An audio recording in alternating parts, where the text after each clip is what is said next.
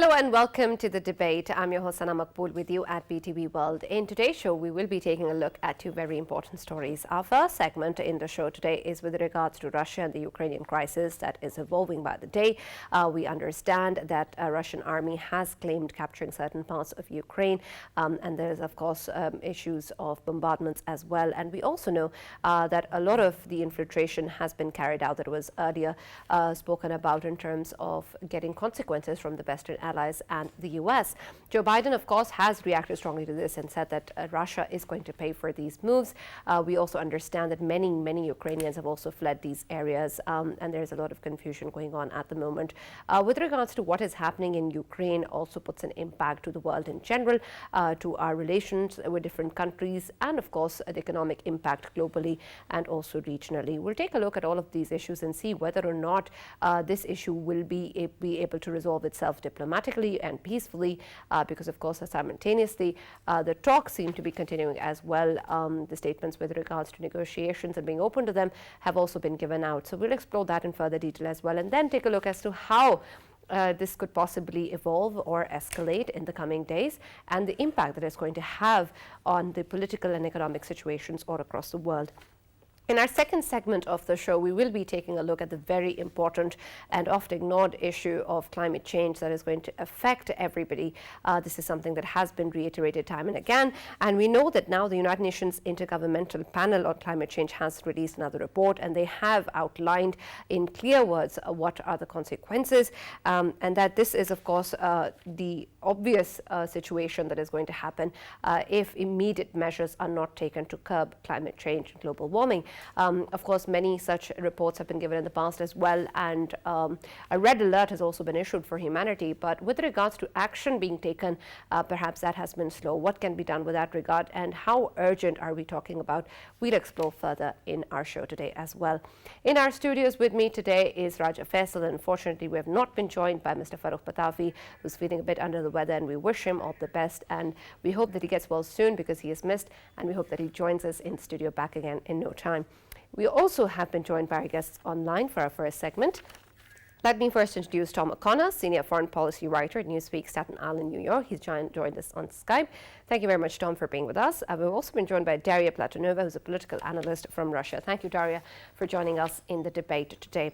When we speak about what is going on, of course, in Russia and the Ukrainian crisis, things have evolved and they have escalated over the months.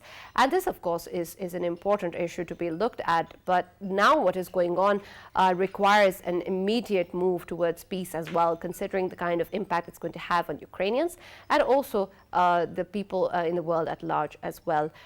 Do you see, in terms of how we expect this particular crisis to evolve in the days to come, any possibility of a peaceful diplomatic solution? Of course, we know this route is being undertaken, but in realistic terms and what we've seen before as a precedent, can this be taken forward as well? Tom? Yeah, so I think that obviously in the beginning there's been a lot of hesitance to ascribe too much to the current talks going on between Ukraine and Russia and Belarus. Now I think today they will hold their second round of talks to be scheduled.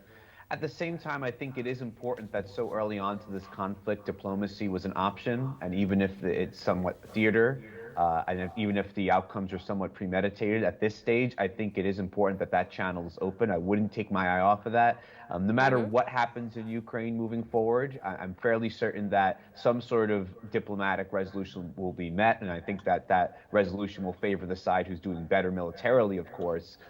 But I think that it's still important to maintain that channel open. I think there is some hope to see how that channel could evolve in the future as the conflict continues. I also think, unfortunately, if we don't see any breakthroughs soon, which many feel is the case, then we would see an intensification of the Russian military effort, which is likely. Right, and of course, as we see these measures being taken, we also see, of course, the situation is escalating and has escalated over the past weeks and months. And of course, this means that there's obviously calls for reactions as well, and Joe Biden has explicitly spoken about them. How are we going to revert back if the situation just keeps on increasing in terms of actions and reactions, and then we see more and more sanctions being put in, and then more vigorously actions being being taken from the Russian side as well. Won't we be narrowing our options in terms of reverting back to a peaceful scenario? Yeah, I think that obviously the strategy right now for the Biden administration is to put further pressure on Russia and try to affect its calculus. We haven't seen that work in past rounds, whether in past conflicts and even involving Ukraine itself. But of course, what the Biden administration is advertising on this is an unprecedented effort. And in many ways it is, because we're seeing countries around the world join, even neutral countries such as Switzerland are joining in these sanctions against Russia. So the idea is to isolate Russia. The other risk this runs, of course, is further provoking Russia and Putin feeling like he's backed into a corner. We're not sure what he's capable of if he feels that way. And Ukraine obviously has been a very sentimental issue, if you will, for him. It's been a very close issue to him. Just the way he speaks about it is very different in comparison to other post-Soviet republics. So I think there is certainly a risk there. At the same time, I think that beyond the economic measures, we should also be looking at the military measures being taken. Of course, President Biden has said that he's not sending U.S. troops to Ukraine itself, but there are military measures being taken as far as supporting Ukraine militarily through various measures. And of course, any sort of efforts that bring NATO into closer proximity with actual conflict with Russia is certainly something to be alarmed about. Yeah. Right. Let me just quickly also go to Daria, Faisal, then I'll come to you as well. Daria, with reference to what we've discussed earlier and seen evolve, there have been always statements coming in from the Russian side as to how it does not intend to invade, or it does not intend to make any military action against Ukraine. However, with recent developments, that statements perhaps seem redundant at the moment. And then we see statements also coming out with regards to erasing Ukraine. Do you think that this is a step away from what initially Russia was talking about, or was this always in the works? Well, the Ministry of Defense stated that Russia didn't start the military actions and Russia is completing them. So that means actually the context of all the conflict, which starts from 2014 after the Revolutionary of Dignity, after the Maidan, where radical organizations that existed legally before were allowed to create their own military formations, and then they started to do a revolution in the country, and the nationalist elements, radicals, and also the elements which were quite orientated towards the globalism started to do the coup d'etat, after which the president of Ukraine, in that time Yanukovych, he left the country, and that was the period, the key point where the destabilization of the state had started. And actually all the conflict, which is now as a real war, had begun in 2014 when the part of the regions of Ukraine didn't agree with this coup d'etat and were not agree with the radicalization and these nationalist groups which were in Kiev, and had said and showed its will to be independent. So there was referendum. You remember eventually the referendum of Crimea, after which there was reconciliation of Russia and Crimea, and then there was the key points of the referendum in Donetsk and in Lugansk, which also showed that 90% of people who were in the region were in favor to be the part of Russia. So just ethno-sociologically speaking, there is the quite more Russian identity than Ukrainian, and this region started to move away from the Kiev nationalist and pro-Western government. I just want to also ask Faisal, with reference to Crimea and the current scenario, how similar are these, and can we really draw parallels? And with reference to what Daria is speaking, of course, that all of that happened post the invasion or post actions taken by Russia as well. So how do we justify that? Sana, if we look at Crimea and if we look at Donbass area, I think predominantly Russia always had influence on both of the areas, and this is what happened previously when we saw in 2014-15 that the influence Russia had. Just because of that influence, they of course gave strategic importance to Crimea at that time, and of course, they invaded it at that time. And if we look at Donbas area, we know that ever since the Crimea happened, the same problem was continuously going on in there. And if we obviously interact with the Russian diplomats or with the Russian people, of course, they will tell us that from the Ukrainian side, there were war crimes made within Donbas area, and especially in the surroundings of Donetsk, where bombardments took place and civilians, they were killed.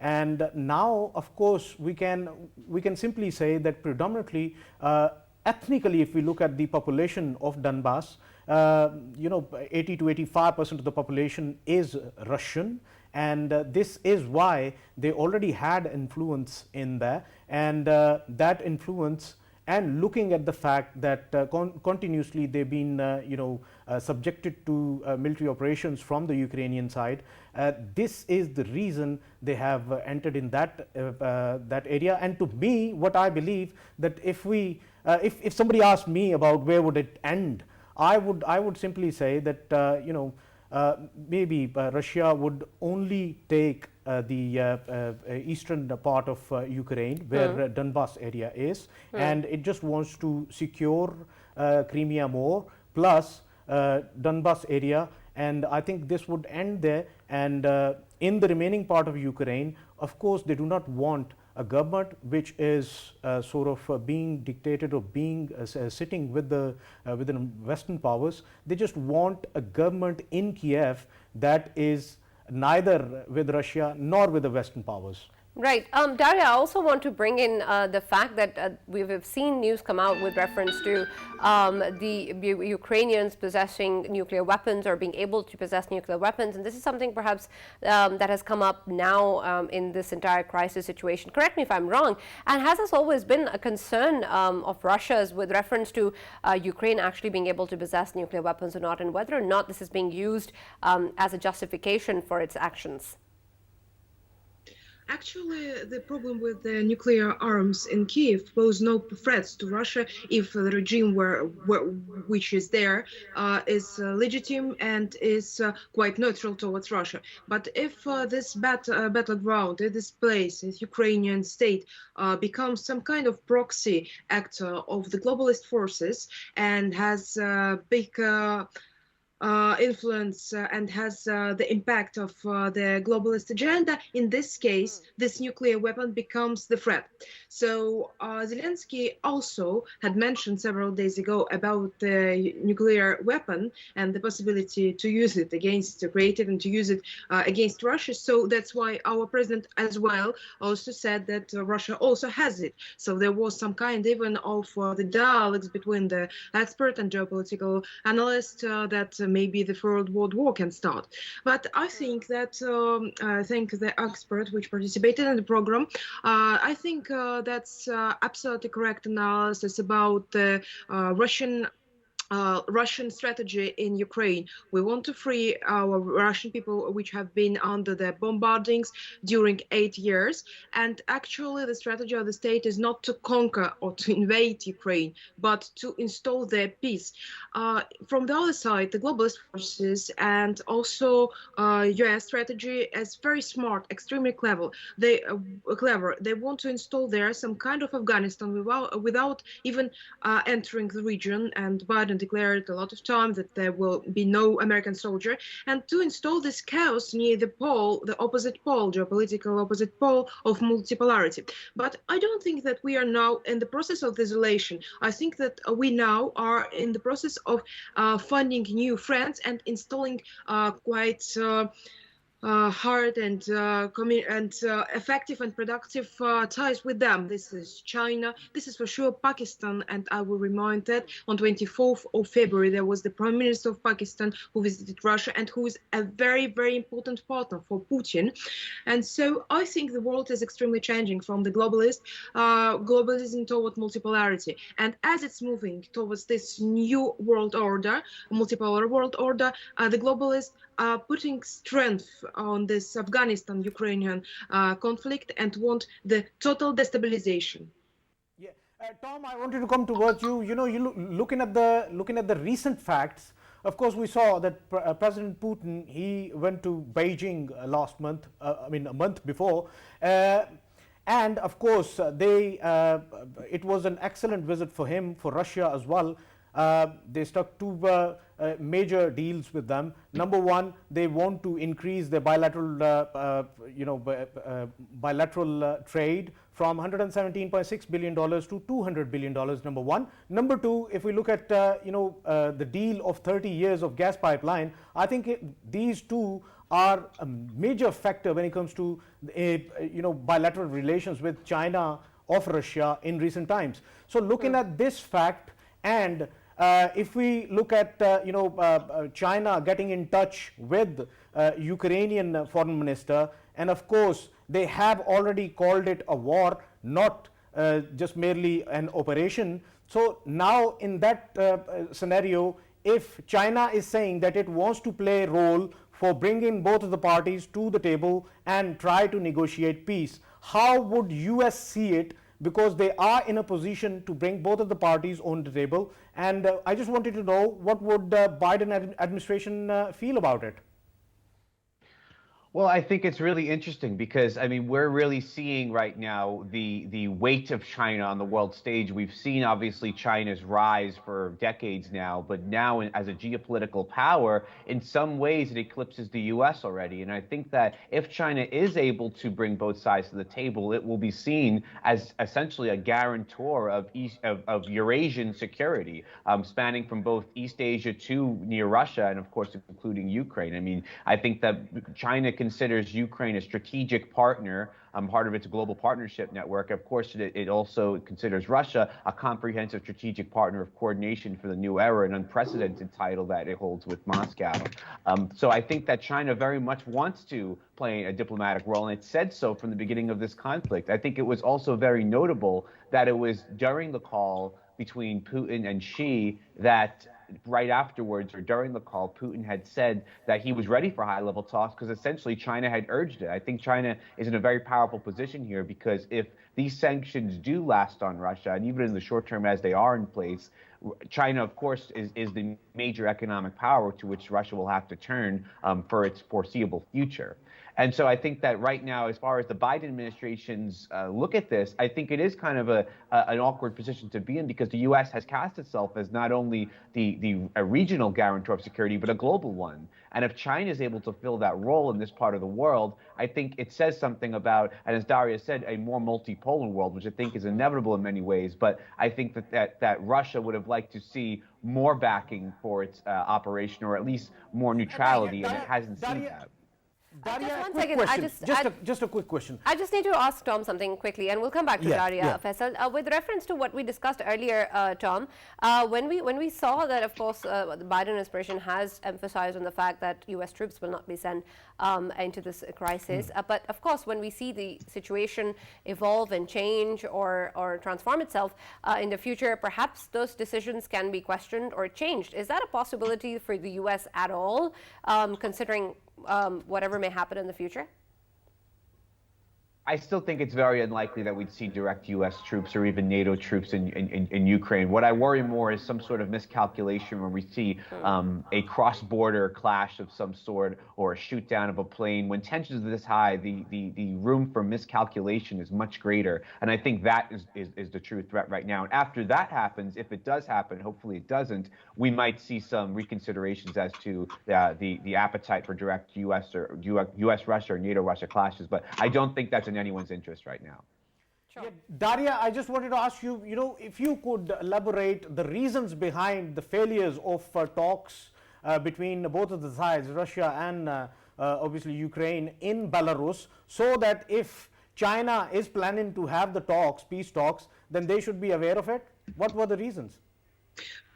I think actually analyzing the delegation and the persons who were sent from the Ukrainian side, we can see that all the representatives of Ukraine were quite Russophobic nationalist leaders. So that was not a delegation of peacemaking, but the experts in Russia suppose that the aim of this delegation was to stop a bit, to pause, to put on a pause the peace talks. So it is really very interesting that Ukraine was also trying to slow the process of the peace talks. For example, they were attended to be on one date, and then they have changed it because they said there are some security reasons. Then they were not starting immediately the talks, as if they were waiting for something. We were thinking what's going on. Maybe there were no translator or something like this. But technically, all the preparations were done by Russian side, and Russian delegation was not even sleeping during the night before the talks because they were attending. They were waiting for the Ukrainian delegation. So there is a possibility that the Ukrainian delegation had in itself the persons who were just sent to take a pause, not to have a real result. From the other side, we have Russia, which was actually a side which was interested in the peace talks and which were ready to the peace talks. And it reminds a bit of the situation which was before the conflict. If you remember, for sure there were lots of meetings of President Putin with Scholz, with Macron, with other European leaders, with Liz Truss of our Ministry of Foreign Affairs. So Russia is open to the dialogue, and Russia was doing a lot to prevent this situation, to prevent the beginning of this military operation. But the West didn't hear it.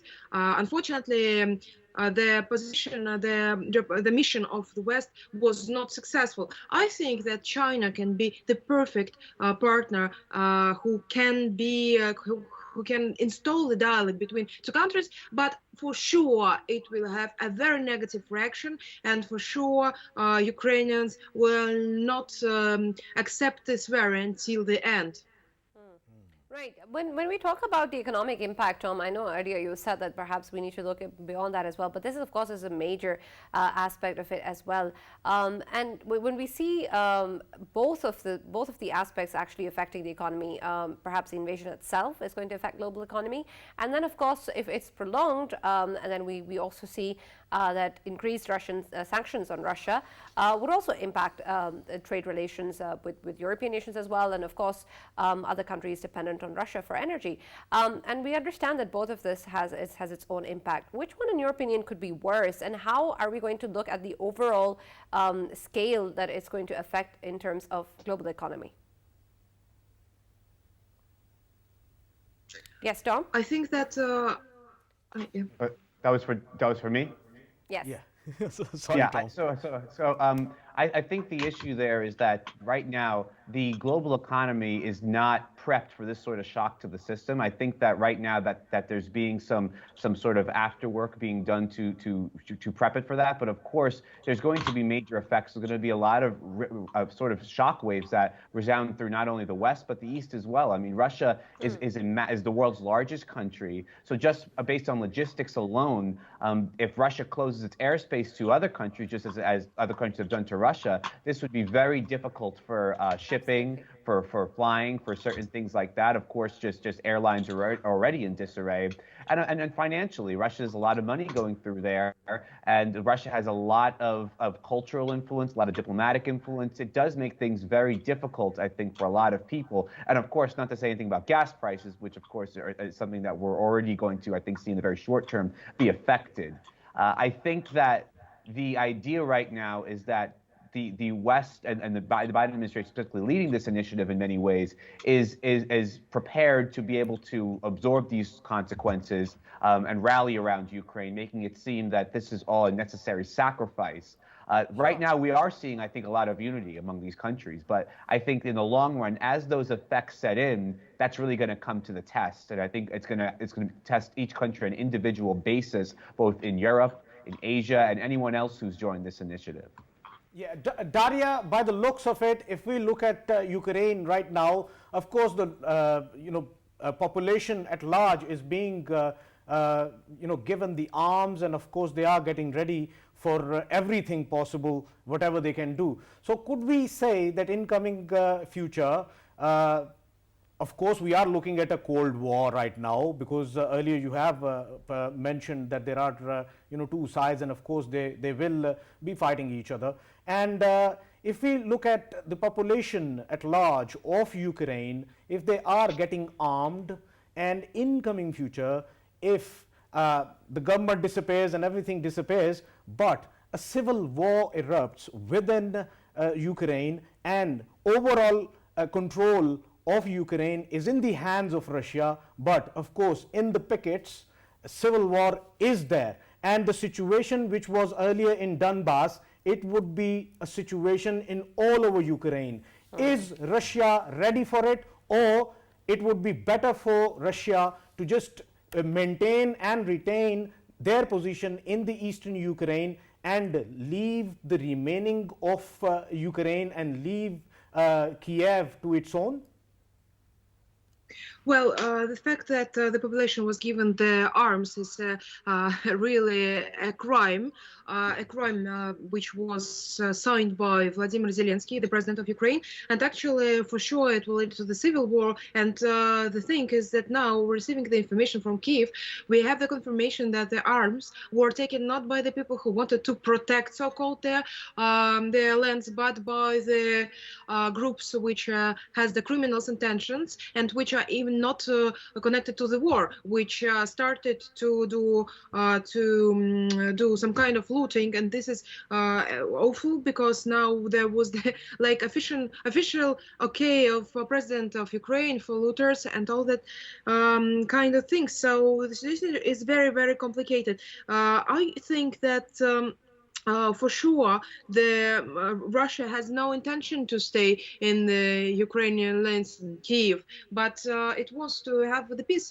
being installed there in the Kiev, a regime which will be quite neutral, not friendly to Russia, quite neutral, which will not support the Nazi organization, which are now very active against, and was very active against Russian population of Donbass. Actually, there was Azov, Donbass battalion of neo-Nazi groups, and actually Russia was the neutralization of the Ukrainian Nazism, and this is one of the aim which was pronounced and declared by our president. For the eastern region of Ukraine, of course, Russia wants to do the full protection, and saying that and declaring the independence of Donetsk and Lugansk, it means that these regions will be under the control of Russia, and now with the military operation, they will be also with the support of Russian militaries there. But the thing is that the very paradoxical thing is that now, as you can see, the war in the Donetsk and in Donbass region is very slow. Actually, everybody was expecting that it will take 1-2 days. I mean, expecting in the expert field and the expert Russian field, and it's taking longer and longer. It's taking over 7 days. And the thing is that the forces of Ukraine were very concentrated in this region, and this means that Ukraine was preparing to do the operation against Donbass before the Russian military operation. This is very important. I'm now analyzing all the regions and all the cards and the maps of the regions, and see that even yesterday there was a... Can you clarify something? When you said the war to the invasion is taking longer than it should have, can you explain whether or not, in your opinion, is a good thing or a bad thing? And when you point out that Ukrainian troops were prepared for something, could it also possibly not be the Russian invasion? Sorry, didn't get the whole question. Okay, so my question has two parts. First, when you say that it took longer than it did, than it was supposed to or thought to, is that a good thing or a bad thing in your opinion? And secondly, when you talk about Ukrainian troops being prepared, couldn't that be in terms of preparation against any potential Russian invasion? Well, I think that all the card with the invasion and with the media topics about invasion, which we have seen in the media of the West, was a trap. So actually, suppose that, and that's exactly what our Minister of Defense says, that Ukraine was preparing the operation against Donbass, and it wanted to stop this 8 years war by taking by force the regions and putting it into Ukrainian lands and under total control of Kiev. But this is the thing, how the virtual world, how the media wars, info wars had influenced all the process. So the fact is that Ukraine was preparing and wanted to do the invasion to the region, to finish this Donbas problem, to install their powers, and to put it under total control of All right. Let me also take Ukrainian Tom's opinion government. on this. Tom, do you think this is a problem of how it's being portrayed in the media, or is it something that you agree is how it actually happened? Because of course we don't know for sure what's happening at the moment, and this is what is Daria's opinion for that matter. And also add on that with reference to what we're discussing in terms of the entire crisis unfolding itself in the coming days. What are the red flags, perhaps, for U.S. and Western allies in terms of Russian moves that would end potential peace negotiations? Yeah, I think the media environment going into this, and obviously being a journalist myself and having followed it very closely, both speaking to U.S. sources and Russian sources, including the Russian ambassador quite closely, there just seemed to be a complete disconnect with what was going on the ground and what was being said in the media. I think that the U.S. very much anticipated a Russian military intervention. That much was clear for weeks now. And Moscow continually denied that would be the case, and of course now there is. And I think that always going into this, whether it was whether there was a pretext or not for it, whether fabricated or real, we always knew that both sides would not agree on the origin of this conflict when it did ultimately break out. And of course, Russia does see provocations from the Ukrainian side. Ukraine sees it as a war that's been imposed on them. Those narratives will last with us, I think, for even after the dust settles on this. I think that's going to be a lasting thing, because both sides, of course, have very different accounts of their broader, even historical disputes that go on, territorial and whatnot. But going on to the red flags now, I think that what Biden said, I believe, during the State of the Union was that the full force of NATO would be leveraged against Russia if it moved west from Ukraine. I think that very much stands. I think that I am somewhat surprised, and I think many people are, to see the amount to which NATO and the U.S. would invest in defenses for a country that's not a NATO member. And I think that certainly if there is a NATO member under attack, that they would not hesitate. But of course, I think that still, I think it's a very concerning thing to be talking about direct U.S.-Russia or NATO-Russia clashes. I don't think that's in the cards right now, but I think we should keep an eye out for also moves in places like Georgia and Moldova, which also are not NATO members, but have Russian-aligned separatist movements on their territory. Absolutely. Tom, there's another ally we need to talk about, and that is India. I just wanted to know what kind of expectations U.S. have from India, what kind of role they are expecting India to play, because knowing the facts that very recently when they bought S-400s from Russia, there were no sanctions on them, though we know that it was declared by US that whoever buys S-400s from Russia, they will be sanctioned. They hadn't been sanctioned. And if we look at their weaponry, majority of their weaponry, it is said that 85 to 90% of their weaponry is from Russia. Now, what kind of role they want India to play in these crises?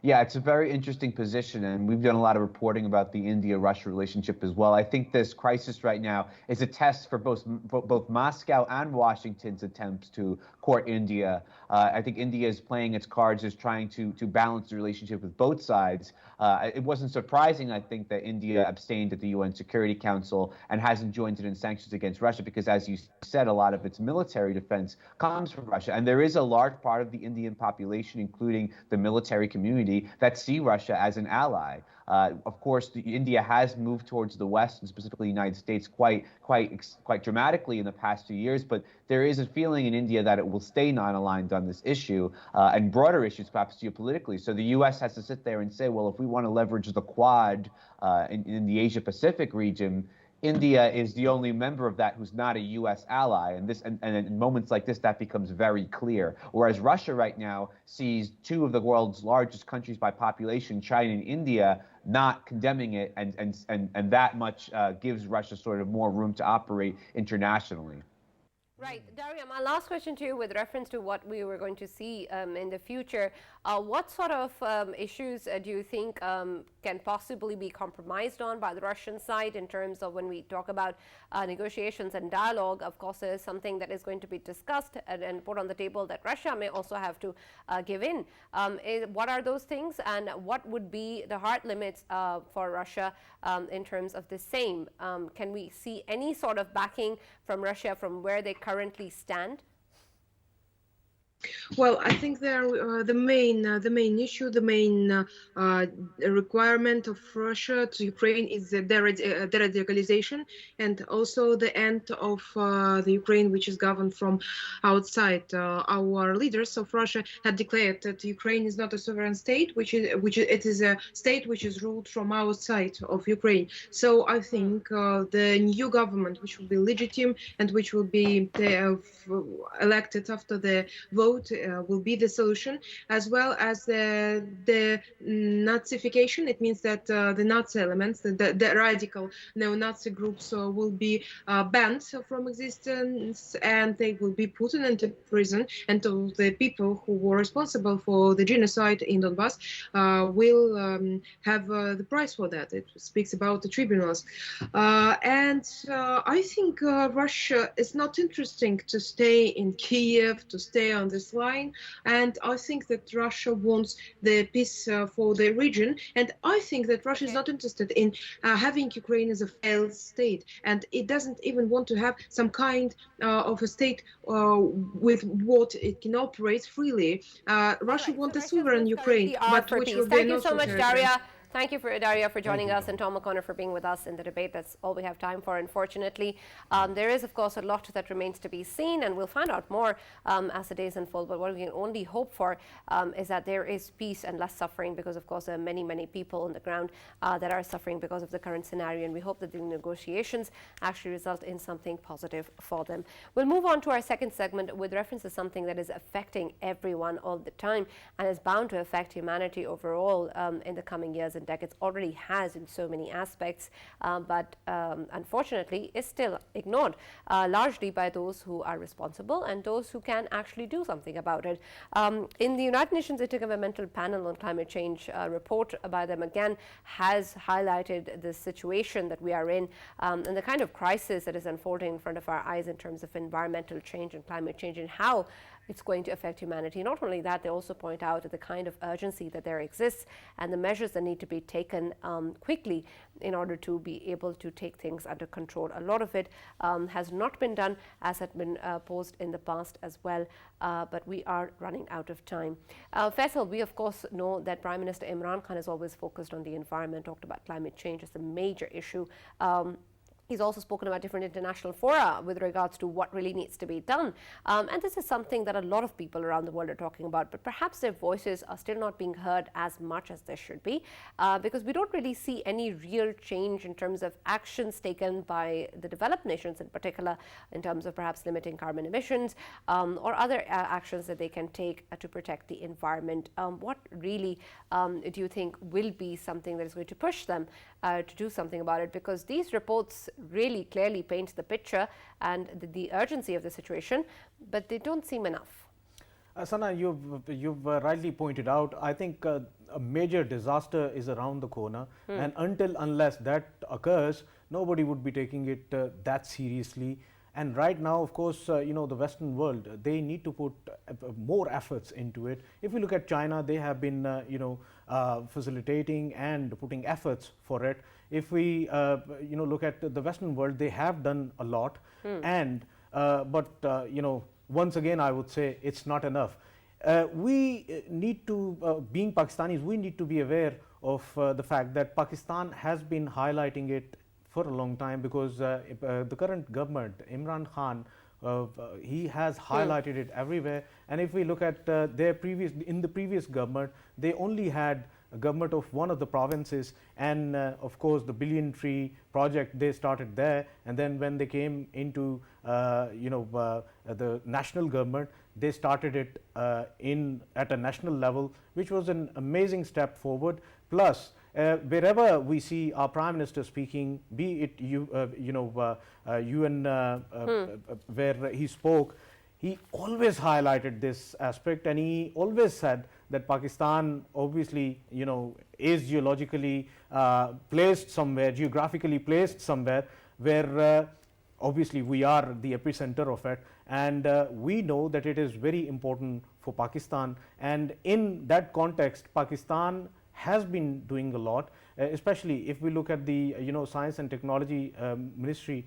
They have put up excellent work in recent past, and of course alternate sources of energy, they are being looked at, and then of course this billion tree project, it's very good initiative, right, but there are countries, Sana, I just wanted to mention that there are countries who can't do enough just because their economies, we're getting affected more. Yeah, their economies do not allow them to put extra efforts towards these initiatives. So the bigger countries, the bigger economies, they need to look after obviously the developing world. They need to invest in it everywhere, because end of the day, world is a place we all need to share. Right, there's only so much that we can do, Faisal. We've also been joined by Momi Salim, who's an environmentalist. Thank you very much, Momi, for joining us in the debate. We were earlier talking about the kind of measures that Pakistan has taken with regards to climate change, and discussing how perhaps this is, of course, we're limited in terms of the kind of impact that we can create globally. When we speak about climate change and the current report as well, we know that so much is being highlighted and is very evident and obvious, and even the measures that need to be taken are there, and the urgency is also reiterated. However, the actions don't really match what is being talked about. How do we bring about that change on a global level? Because there is talk and there are means and measures to take it, but who's going to ensure that they're taken?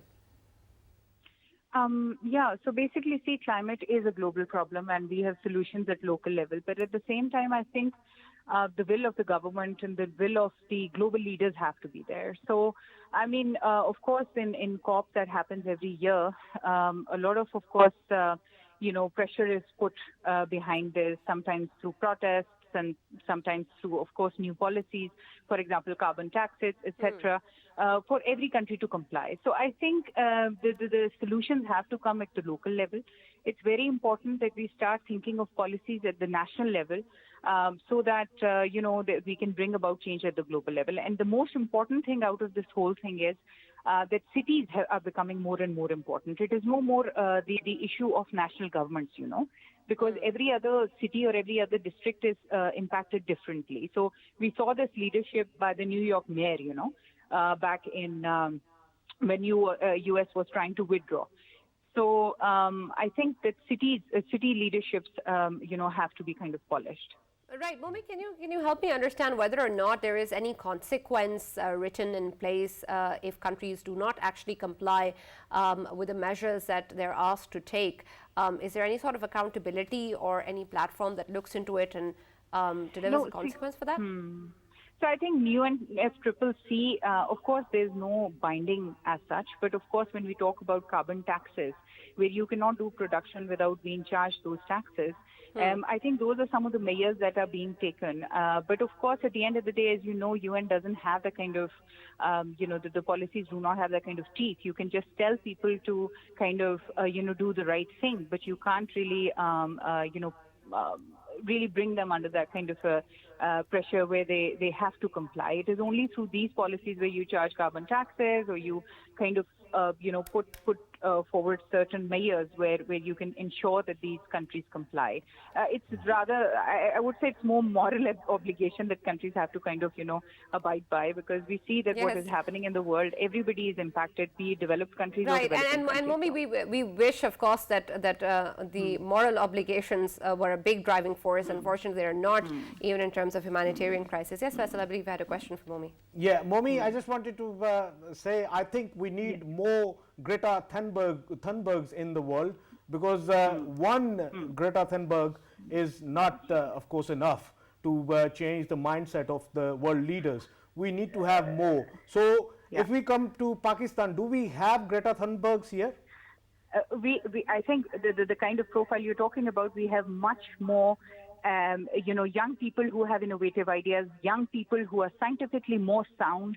And I think we don't lack that kind of potential in our young people. And I'm really glad to also share that through Green Youth Movement of the Kamyab Jawan program of the Prime Minister, they're trying to actually inculcate or do hand-holding of these innovators so that they can actually, show to the world that there is a way, towards green economy, through more sustainable ways of working, So I think that we need to kind of handhold, we need to bring them forward. It is only that maybe Greta got this opportunity of coming at the global level and being recognized. I know some young people who are doing great work by using, materials which are eco-friendly to make dolls, for example, or really, contributing at a very young age in circular economy. So you imagine the kind of impact we can create if we actually, handhold them and we give them these opportunities and platforms. Right, Momi, another issue important here is, of course, that perhaps the countries who don't really contribute much to global warming will be affected the most as well. And we have really poor countries, especially in Africa as well, who are going to be affected quite significantly by climate change and have been as well. How do we involve those countries in terms of improving and including them in the economic development in order to mitigate the effects of climate change and global warming? Is there any sort of a movement that is taking place with reference to what needs to be done to also curb the impact and not just look at the root cause of the situation? Sorry, could you just say which countries are we talking about? I just missed. The underdeveloped countries, such as African countries, countries that are going to be affected more by climate change. Yeah, I think, the 100 billion, pool of money that had to be brought together for climate adaptation and mitigation was not completed this time. It was only 70, I think, that was completed, which is only very, very less, So I think the will of the developed countries, again, has to be somehow molded towards this. And then I think another thing that needs to be done is also that if we can actually polish, because most of these countries which are underdeveloped have a demographic dividend, they have young population. So it's very important that now they invest into those so that they are not dependent on transfer of technology, they are not dependent on other things. Right. Thank you so much, Momi Salim, for joining us and being a part of the debate. Unfortunately, that's all we had time for. Faisal, I believe you wanted to add something, but with reference to what Momi said, of course, issues and measures such as urban planning or sustainable options that she was talking about are of great significance as well. So removing or curbing carbon emissions is one aspect to dealing with the cause of these issues, but then we can also look at in terms of curative solutions to the issue, right? Yeah. You know what? Momi highlighted one very good aspect, and that is, technology sharing with the underdeveloped countries.